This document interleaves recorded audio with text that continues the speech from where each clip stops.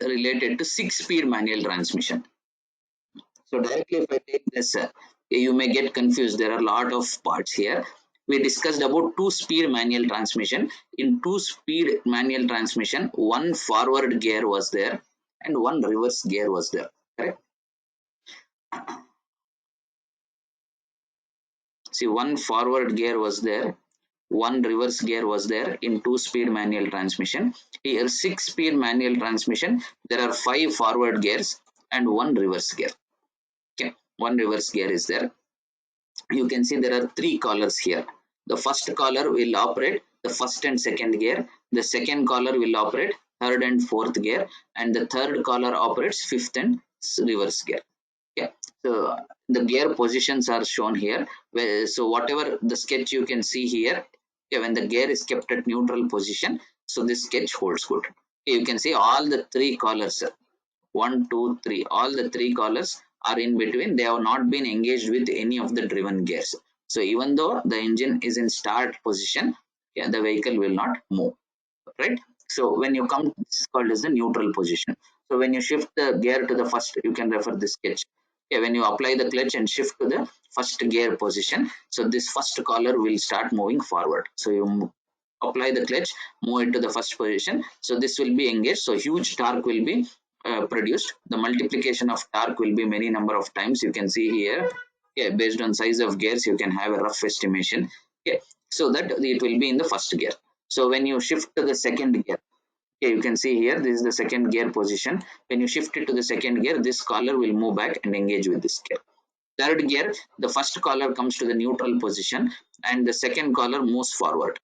Yeah, fourth gear, the second collar moves in the reverse direction. When you want to apply fifth gear, so first 2 collars will be in the center position and the third collar will come and attach to the first gear here. So fifth. So in the reverse gear, the third collar will move here. So this gear, there is an idle gear here which changes the direction of rotation. Okay, this I had not shown in the earlier sketch. So this idle gear changes the direction of rotation between these two. Okay, if this is moving in clockwise, so this will be moving in the anti-clockwise, reverse direction. So there is a 6-speed manual transmission system. Okay, so it is more commonly used. Okay. Okay. Manual transmission gearboxes, usually 3 commonly types are used. One is sliding mesh gearbox, constant mesh gearbox, and synchro mesh gearbox. So whatever sketch I showed here, it is a synchro mesh gearbox only. Okay. So concept is understood with the help of that. Now we will study these 2 types in detail: sliding mesh gearbox and constant mesh gearbox. Okay. Please make a note of this sketch: sliding mesh gearbox. Sliding mesh gearbox.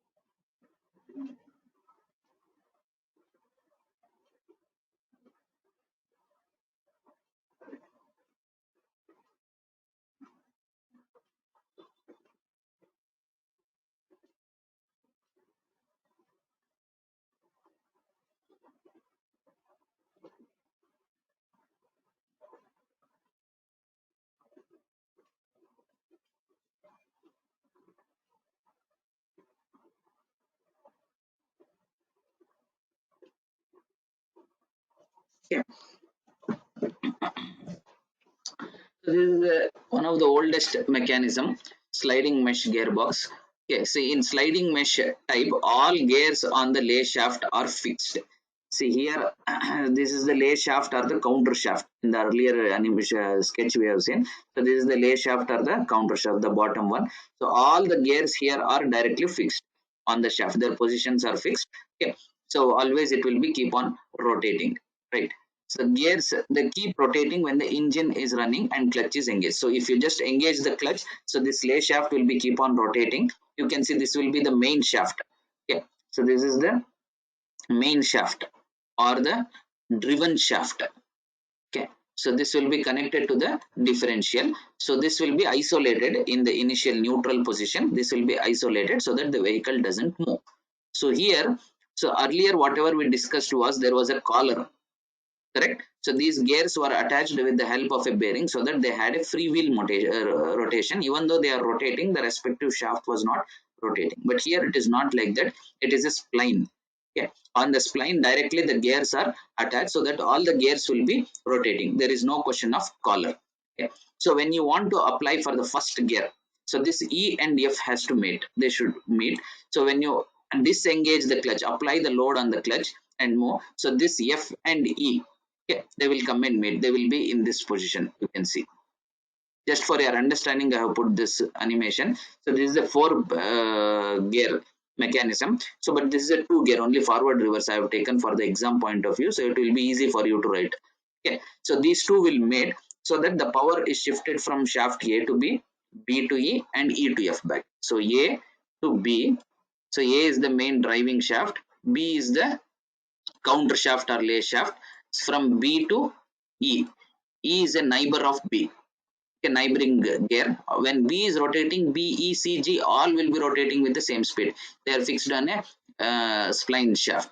Okay. So E in turn will shift the power to the F so that this power will be transmitted to the driven shaft. So this is the mechanism. So here there is no question of any gas collar. So always the driving shaft will be rotating. So whichever direction you want to move or whatever torque is desired, that particular gear will come and mate with the required one. Say for example, you want to move in the reverse direction. So here you can see a shaft, I mean gear G and a small counter gear. So here, so if the rotation is clockwise, this will rotate it in a anti-clockwise. So that, so whenever you apply the reverse gear, this whatever D and G are there, they start mating. So when you apply the reverse gear, this comes and sits here so that the vehicle starts moving in the reverse direction. Okay. So this is the working of a sliding mesh gearbox. Here the working principle and design are different. Earlier whatever we discussed, there was a collar mechanism, but here it's not a collar mechanism. So which torque ratio you need for that particular gear on the counter shaft will mate with the driving shaft gear. So this is the mechanical mechanism of working of sliding mesh gearbox. So just a simple video, I think you have taken down the sketch. I'll show you a simple video so that you can understand better. Okay, sliding mesh gearbox.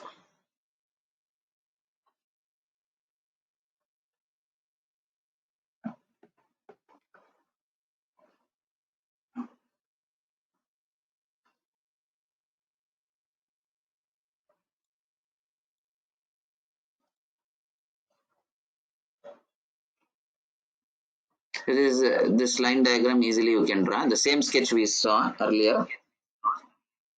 Now, please listen here. Step by step, we will be discussing. This blue color, whatever you can see, is a lay shaft or counter shaft. So this is the main shaft or the driven shaft. Okay, you can see it is a splined shaft. Directly, all the gears are mounted here. Okay. So this is a engine shaft or driving shaft. Okay. So initially this is neutral position. None of the gears are attached here. Even though the engine is started, clutch is engaged. You can see only the driving shaft is rotating. Okay, from that the counter shaft or lay shaft gears are also rotating. This new, this one which is the driven shaft. Okay, this is stationary so that your vehicle will not move.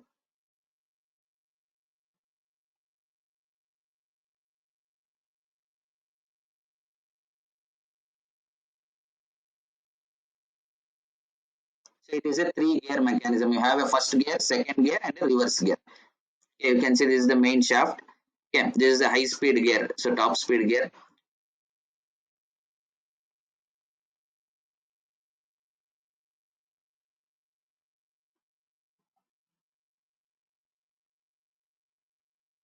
Now, what has happened? You have applied the clutch.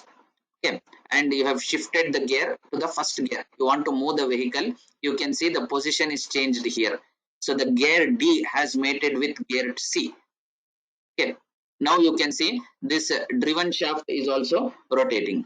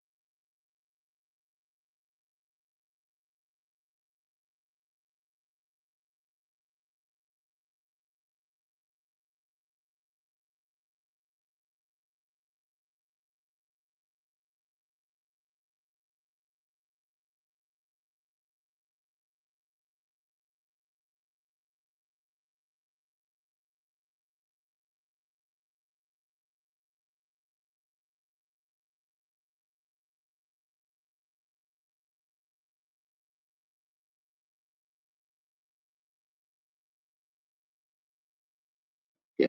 Hello, am I audible? Okay, so please listen here. So here you want to move the vehicle in first gear. I mean, you want to initially move the vehicle. You have made it gear C and D. You can see this shaft is also rotating. So in this position, it is shifted to second gear. You can see the first gear or gear one is idle now. It is not mated. So the F and E have been mated. So it is in high speed condition or second gear, the top speed condition. Okay. So similarly, we'll see what happens in the reverse gear.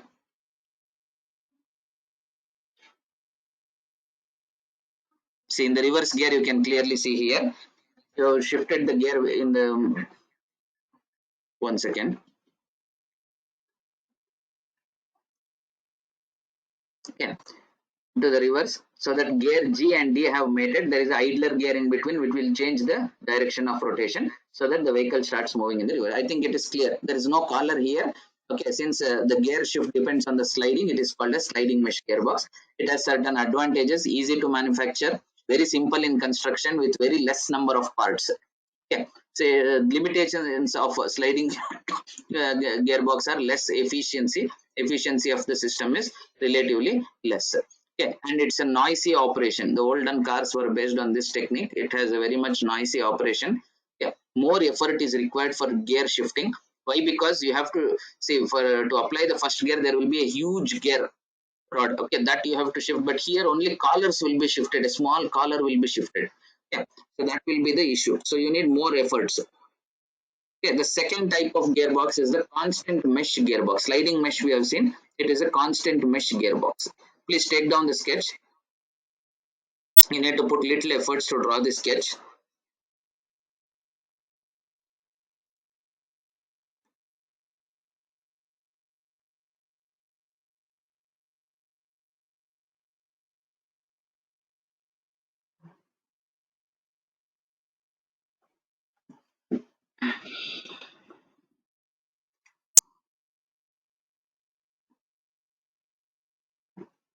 I'll give you just 2 minutes time. Please make a note of it.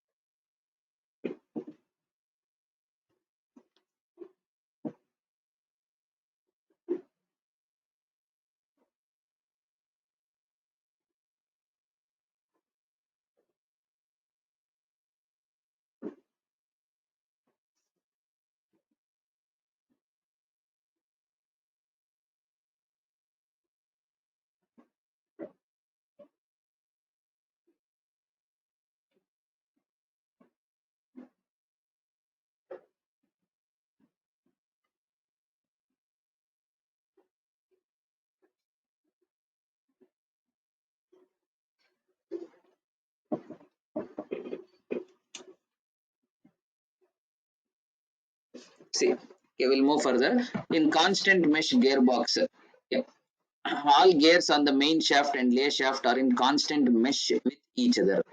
See, all the time, the previous one was totally different concept. Whichever gears you want to make, only those will be moving. Others will be in free rotation.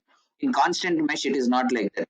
See, first, so this is the lowest gear, first gear. This is the second gear, and this is the reverse gear. Always they will be in constant meshing with each other. Okay. The lay shaft or the counter shaft, the second one, gears are fixed, okay, and main shaft gears are free on the splines. Okay, these are fixed on the shaft and these are free. Okay, there are two dog clutches. You can see dog clutches, yesterday we have discussed. Okay, internal and external teeth will be there and they're rigidly fixed. Okay, they can move either to the left or right to get the different gear ratios. Okay, here you can see, for example, if you want to move the vehicle in the forward direction initially, that is you want to apply the low gear, first gear. When you apply the clutch and move it, this dog clutch, okay, whatever is there, you can see, so this one will move and get engaged with this. Okay, so that this shaft gets the torque as that of this low gear mechanism. When you want to move in the second gear, okay, first you come back to neutral, correct?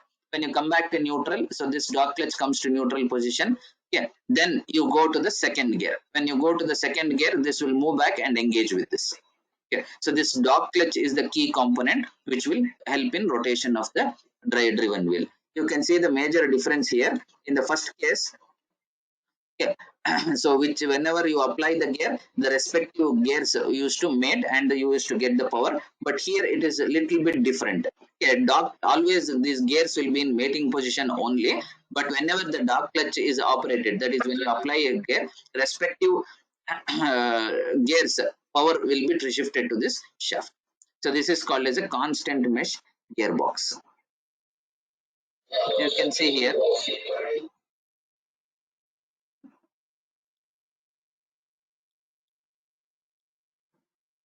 So this is the mechanism of operation.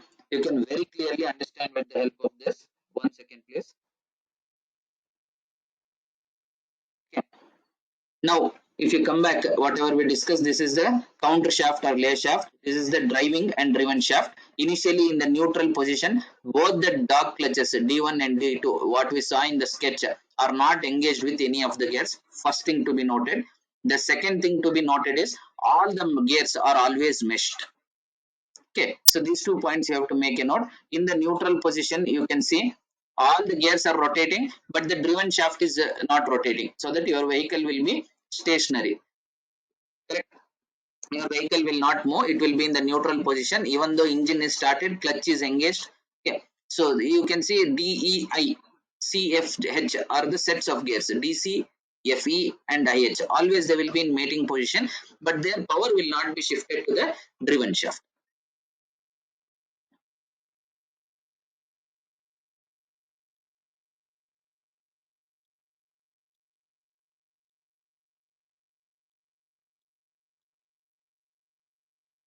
Now you can see, you want to apply first gear. Okay, this dog clutch will move in the forward direction. See, the dog clutch is associated with EF gear arrangement, so that the driven shaft is also rotating. So vehicle is in the first gear now. Okay, even though C, D and I, H are rotating, okay, they will not be connected to the driven shaft. So only EF arrangement is connected with the help of dog clutch to the driven shaft. Okay. Similarly, again you can come back to reverse direction, and if you want to move in a higher gear, you can see dog clutch D2 is in neutral position. So these two gears will not be working. Okay, D1 is coupled here. So you can see CD gear is working. Whatever torque is there with the CD gear, that will be shifted to the driven shaft.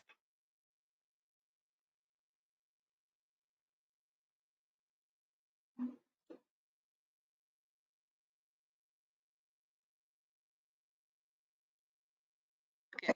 So this is about the second one, that is constant mesh gearbox. Here the main disadvantage is it requires double declutching. A process called double declutching takes place. It is not a synchronous gearbox. What do you mean by double declutching? when the vehicle is running, the gears on the main shaft rotate at different speeds depending on the gear ratio, correct?